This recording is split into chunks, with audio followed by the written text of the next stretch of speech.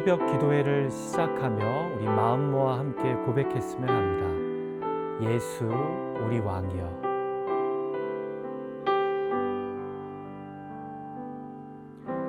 예수 우리 왕이여. 이곳에 오소서. 보좌로 주여 임하사 찬양을 받아 주소서. 주님을 찬양하오니 주님을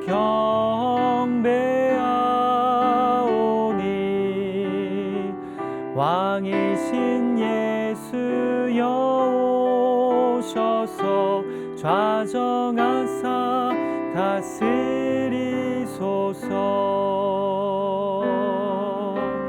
예수 우리 왕이여. 이곳에 오소서.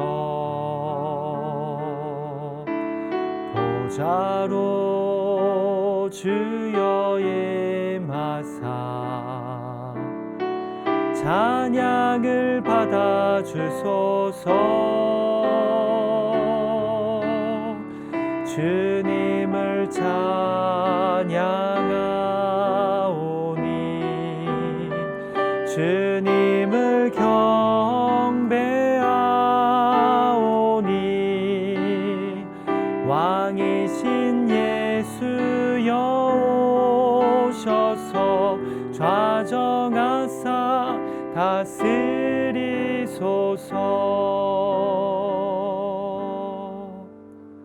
아멘. 같이 기도하죠. 하나님 아버지, 이 아침 우리를 새벽 기도회로 불러 모아 주심을 감사드립니다. 비록 온라인으로 드려지지만 구별된 시간을 가져서 이렇게 주님 앞에 나와 하나님의 말씀을 듣고 기도하게 하여 주심을 감사드립니다. 우리의 마음밭이 좋은 마음밭의 심령이 되어서 나를 위해 예비된 주님의 말씀이 선포될 때 그 말씀을 통해 나를 향하신 하나님의 뜻을 깨닫고 그 말씀의 은혜를 붙잡고 살아가는 오늘 하루가 되게 하여 주시옵소서. 이 시간을 온전히 주님께 의탁합니다. 예수님의 이름으로 기도하옵나이다. 아멘. 우리 온라인 새벽 기도에 함께 하시는 여러분들 한 분 한 분을 환영하고 축복합니다.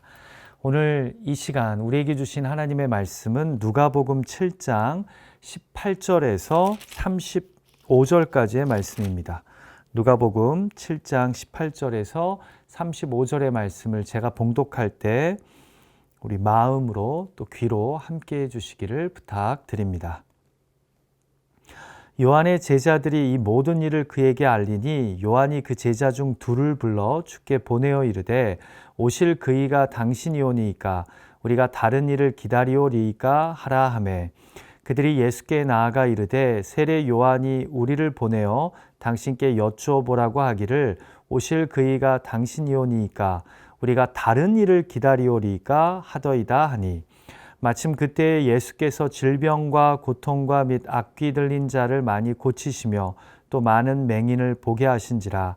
예수께서 대답하여 이르시되 너희가 가서 보고 들은 것을 요한에게 알리되 맹인이 보며 못 걷는 사람이 걸으며 나병 환자가 깨끗함을 받으며 귀먹은 사람이 들으며 죽은 자가 살아나며 가난한 자에게 복음이 전파된다 하라.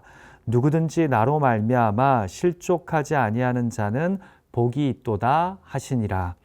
요한이 보낸 자가 떠난 후에 예수께서 무리에게 요한에 대하여 말씀하시되 너희가 무엇을 보려고 광야에 나갔더냐?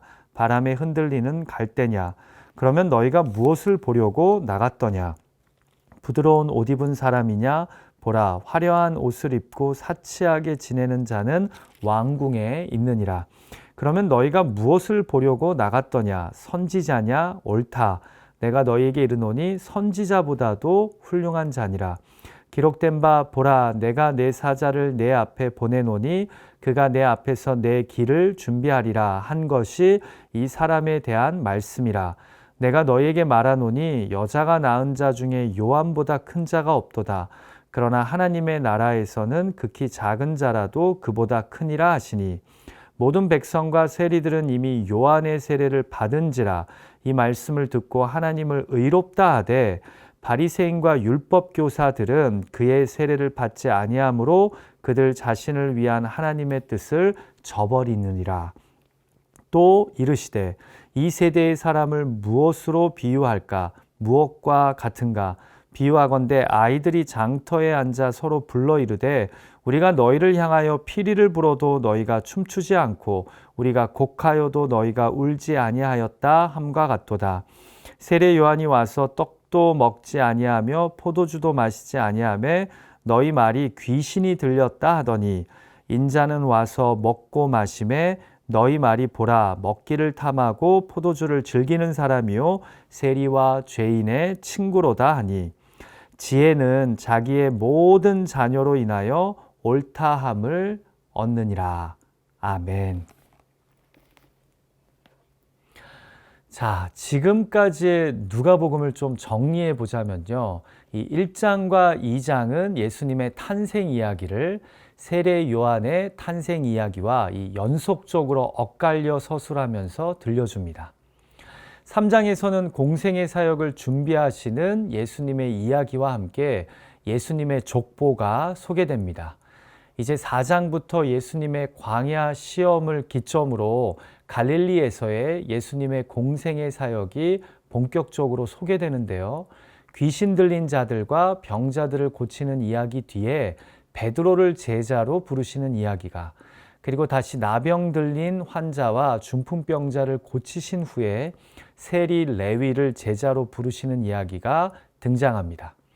이 모든 치유 이야기들과 제자를 부르시는 이야기들 속에서는 차별과 경계선을 무너뜨리고 죄인들을 불러 회개케 하시고자 오신 예수님의 정체성이 소개됩니다. 자, 그러면서 5장과 6장에서 서기관들과 바리새인들이 등장해서 예수님의 사역에 딴지를 걸고 회방을 놓습니다.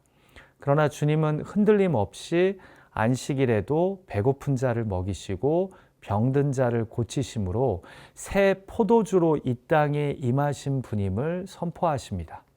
그리고 새 포도주이신 예수님을 닮기 싫어하는 낡은 가죽 부대들은 이제 예수님을 어떻게 할까 고민합니다. 자, 그러면서 누가복음은 6장 12절에서 12사도를 세우시고 17절부터는 제자의 삶에 대해 구체적으로 가르치시는 단락이 등장하는데요. 이 단락이 49절까지 진행됩니다. 자, 어제 본문에서는 다시 이방인인 백부장의 종을 고치시고 또 나인성 과부의 아들을 살리시는 놀라운 기적을 베푸십니다. 어제 이야기도 상당히 놀랍죠. 이스라엘이 아닌, 그러니까 이스라엘 안에 있는 사람이 아닌 이방인 백부장의 간구를 들어주시고 무엇보다 이 이방인을 향해 이스라엘 중에서도 이만한 믿음을 만나보지 못했다고 칭찬하시기 때문입니다. 이처럼 누가복음이 보여주는 예수님은요, 예수님의 복음은요, 이스라엘에만 국한되지 않고 모두를 구원하는 복음인 것입니다. 자, 이런 배경에서 이제 오늘 본문 이야기가 시작되는데요.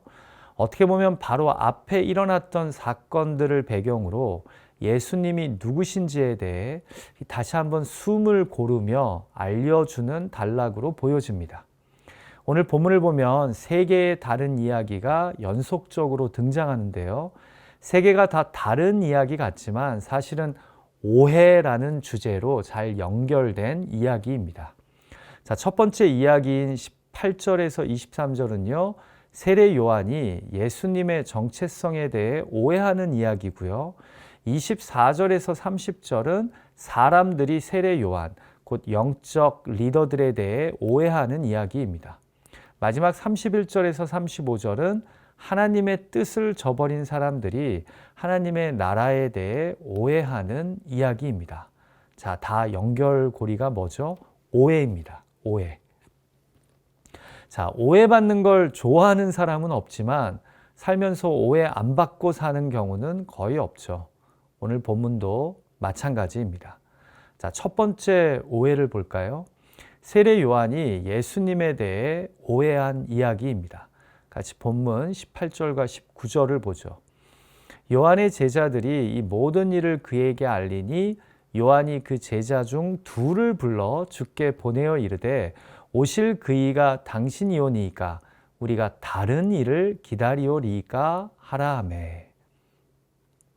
자, 여기서 이 모든 일이란 바로 앞에서 죽었던 나인성 과부의 아들이 살아나고 병들었던 백부장의 종이 예수님의 명령만으로 나음을 입은 이 기적의 일들을 의미하는 뜻합니다. 우리가 누가복음 3장 19절을 보면 당시 세례 요한은 헤롯 왕의 폭정에 대해 비난하는 메시지를 가감없이 전함으로 감옥에 갇혀 있었습니다. 그런데 감옥에 갇혔어도 그는 여전히 나사렛 예수에 대해 관심을 갖고 지켜보았던 겁니다. 그래서 제자들이 예수님 주변에서 일어나는 일을 전하자 요한이 제자 둘을 보내어 예수님에게 어떤 질문을 던집니까? 오실 그이가 당신이 맞냐고, 아니면 우리가 다른 일을, 메시아를 기다려야 하냐고 질문합니다. 여러분, 뜻밖이죠. 만약에 여러분이 세례 요한이라면 제자들이 전해주는 이 놀라운 기적의 이야기를 전해 듣고서도 예수님을 메시아로 믿지 않으시겠습니까?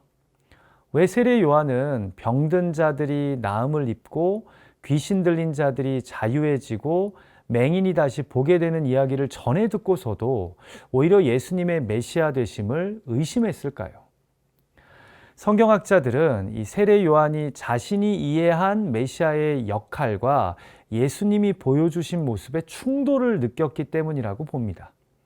우리가 앞선 3장 17절에 기록된 세례 요한의 메시아관을 보면요, 이 메시아는 죄악된 이 세상을 심판하시는 공의의 메시아입니다. 그가 마치 죄악된 헤롯 왕의 폭정과 부도덕을 두려움 없이 고발한 것처럼 말입니다.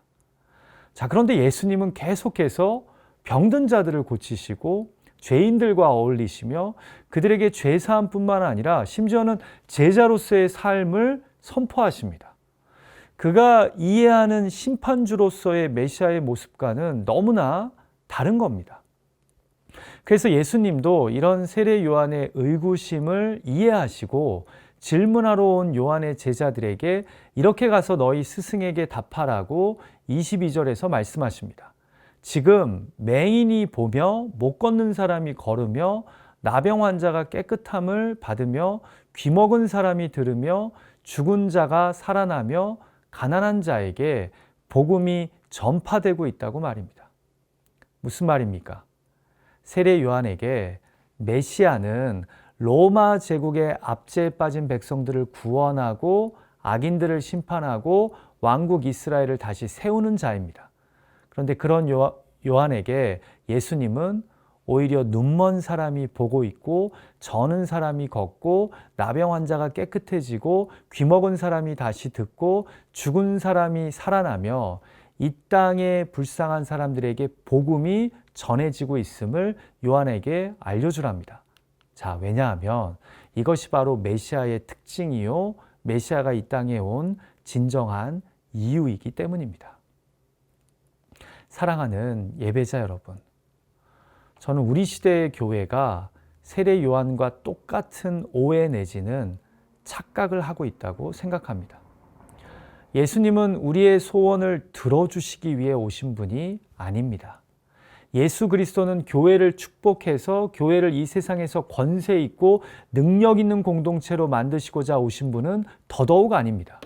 교회에 사람들이 많이 와서 예배하고 헌금도 많이 하고 그 헌금으로 교회 건물을 크고 멋지게 세우기 위해 오신 분은 더욱 아닙니다.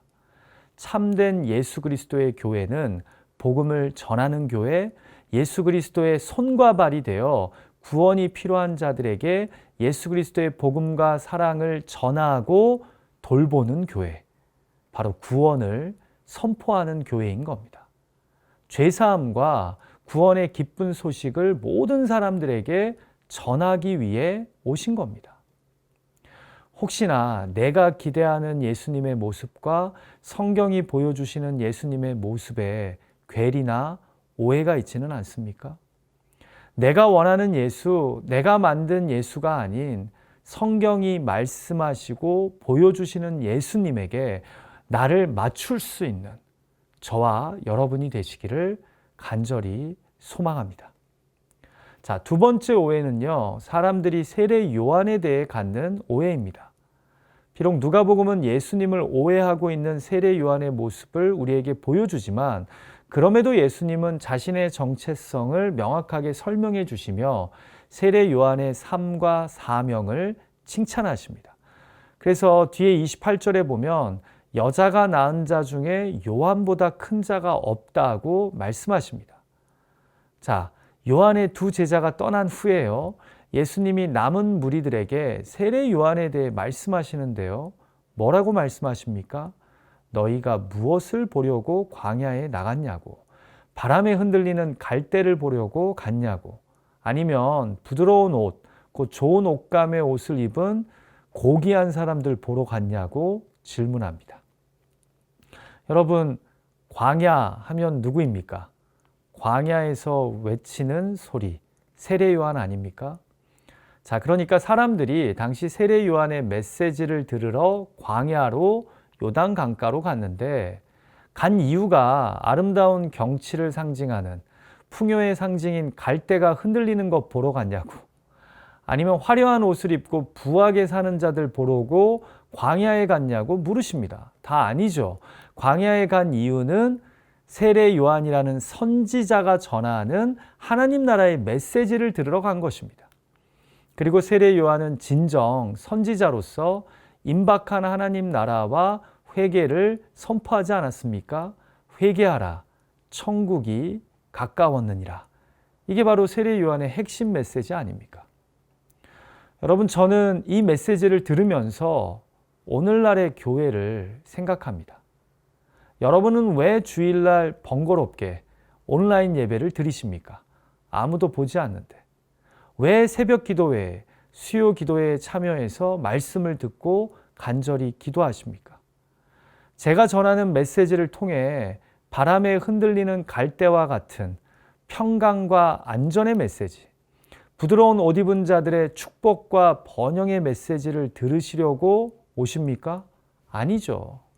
하나님의 뜻과 마음이 온전히 전해지는 선지자적 메시지를 들으려고 오신 것 아닙니까? 이 세대와 나를 향하신 하나님의 가감없는 메시지를 듣고자 나오신 것 아닙니까? 그런데 왜 요한에게서 흔들리는 갈대와 화려한 옷, 넉넉한 자의 축복의 메시지만을 기대하십니까? 회개 없는 위로와 소망, 하나님이 아닌 자신을 위한 축복과 성공의 메시지만을 듣고 싶어 하십니까? 비록 요한이 예수님에 대해 오해했어도 예수님은 요한이 진정한 광야의 선지자임을 칭찬하신 겁니다. 자, 마지막으로 예수님은 이런 세례 요한의 메시지와 세례를 끝까지 거부하는 바리새인들과 율법 교사들의 오해에 대해 말씀하시는데요. 이제 계속 연결이 되죠. 처음에는 세례 요한이 예수님을 오해하고, 그 다음은 사람들이 세례 요한을 오해하고, 이제는 세례 요한을 오해하고 거부한 사람들이 하나님의 나라에 대해 갖는 오해입니다. 자, 그래서 30절에서 바리새인들과 율법 교사들이 끝까지 세례 요한의 세례를 거부함으로 하나님의 뜻을 저버렸다고 말씀하신 후에 예수님이 31절을 이렇게 시작하십니다. 또 이르시되 이 세대의 사람을 무엇으로 비유할까? 무엇과 같은가? 자, 여기서 이 세대의 사람이란 바로 앞에 등장한 세례 요한의 메시지와 세례를 저버린 바리새인들과 율법 교사들을 의미합니다. 자, 그러니까 이들의 오해는 무엇입니까? 32절에서 비유로 설명하시는데요. 일단 이 비유를 알기 쉽게 설명드리자면 이런 겁니다. 아이들이 장터에서 앉아서 서로 편을 갈라 대화를 하는데 한쪽이 이렇게 말합니다. 너희는 우리가 피리를 불어도 춤추지 않는다. 자, 그러자 또 한쪽이 말합니다. 너희는 우리가 곡을 하여도 같이 울지 않는다고 말입니다. 자, 그런데 이들이 마치 이 세대와 같다는 겁니다. 이게 무슨 말일까요? 여러분, 본문의 비유는요, 이 32절에 등장하는 우리와 너희를 누구로 이해하느냐에 따라 두 가지 해석이 가능합니다. 자, 하나는 우리를 요한과 예수님으로 보고 이 아이들을 이 세대로 이해하는 겁니다. 그러면 이 세대는 예수님이 어떤 사역을 하셔도 어떤 놀라운 일을 이루셔도 반응하지도 않고 함께하지도 않는 자들을 의미합니다. 예수님이 병든 자를 고쳐 신이 나셔서 기뻐하실 때 이들은 함께 기뻐하지 않습니다. 예수님이 병든 자, 배고픈 자를 보시고 눈물을 흘리실 때 같이 안타까워하며 울지 않는 자들입니다.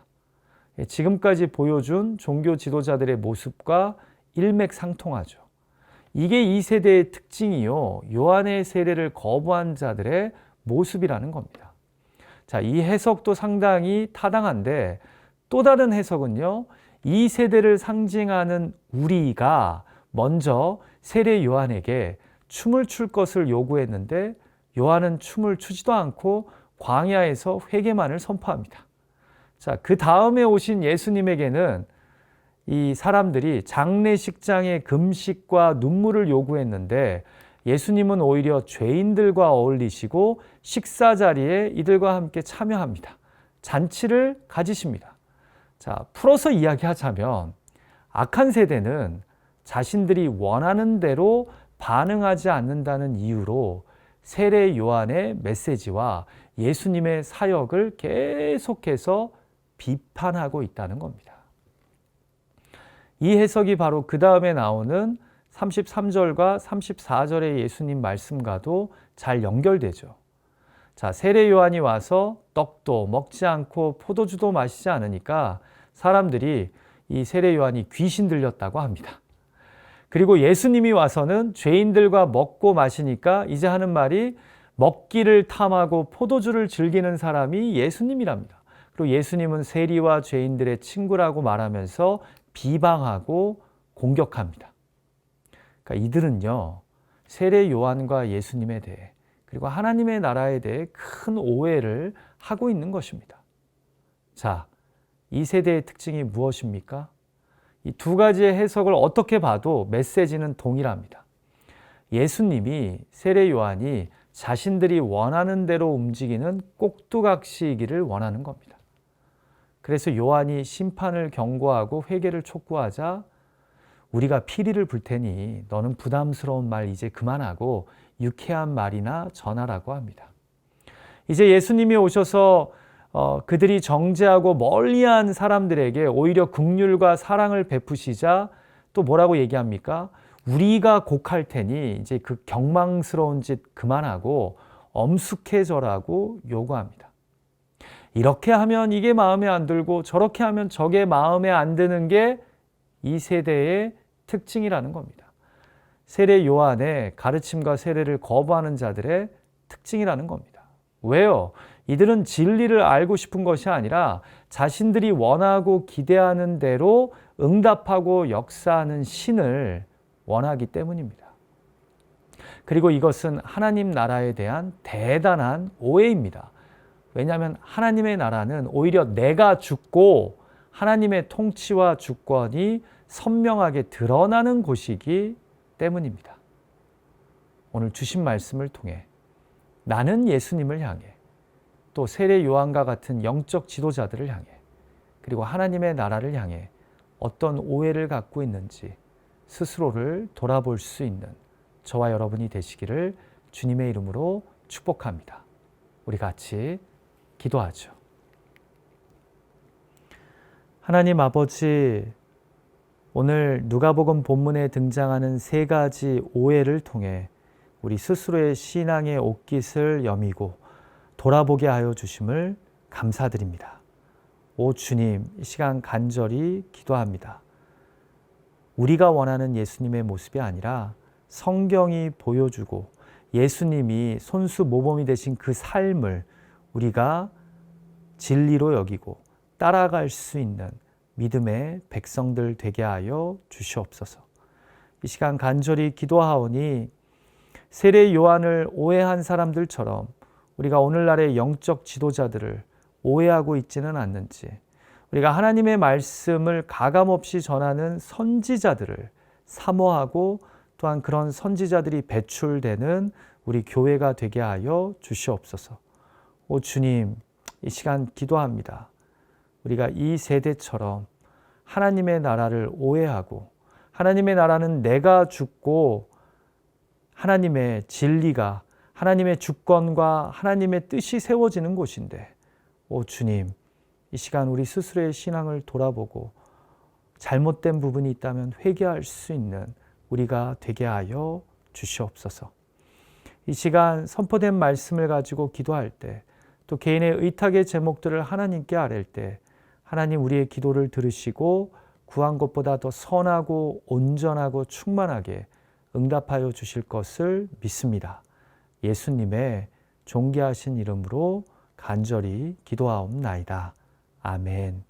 하늘에 계신 우리 아버지여, 이름이 거룩히 여김을 받으시오며 나라가 임하옵시며 뜻이 하늘에서 이루어진 것 같이 땅에서도 이루어지이다. 오늘날 우리에게 일용할 양식을 주옵시고 우리가 우리에게 죄 지은 자를 사하여 준 것 같이 우리의 죄를 사하여 주옵시고 우리를 시험에 들게 하지 마옵시고 다만 악에서 구하옵소서. 대개 나라와 권세와 영광이 아버지께 영원히 있사옵나이다. 아멘. 오늘 하루도 주신 말씀, 또 의탁한 기도에 그 마음을 붙잡고 승리하며 살아가시는 저와 여러분이 되기를 간절히 소망합니다. 여러분 사랑하고 축복합니다.